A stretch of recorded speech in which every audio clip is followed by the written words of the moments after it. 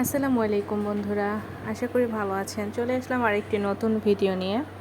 তো আজকে হচ্ছে হুট করে ইলিশ মাছ খেতে খুবই ইচ্ছে করছিল, তাই ইলিশ মাছ বের করে ধুয়ে টুয়ে সব কিছু কমপ্লিট করে ভাজার জন্য প্রিপেয়ার করে নিচ্ছিলাম। তো এখানে আমি হলুদ মরিচ মাখিয়ে নিচ্ছিলাম, দেখতেই পাচ্ছেন আপনারা। তো ইলিশ মাছ হচ্ছে এমন একটি মাছ যেটা নাকি সবারই পছন্দ, শুধু আমার নয়, আমার তো অনেক বেশি পছন্দ এবং আমার মতো অনেকেরই এটা অনেক বেশি পছন্দ। এটা হলে আর কোনো কিছুর দরকার পড়ে না।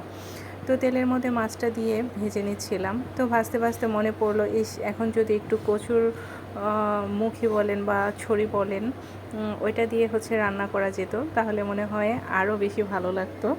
তবে ভাজা তো হচ্ছে বেস্ট, এটা সবাই পছন্দ করে। আর সাথে যদি হয় একটু পেঁয়াজ কাঁচামরিচ, তাহলে তো কোনো কথাই নেই। আর ধোয়া ওঠা গরম ভাত, ওফ, জোস! এরকম একটি মজার খাবার হলে আর কি লাগে বলেন। আর আমার কাছে মনে হয় ইলিশ মাছ ভাজার সময় যে তেলটা বের হয়, মানে যে তেলটা দিয়ে আমরা ভাজি, সেই তেলটা আরও বেশি মজা খেতে।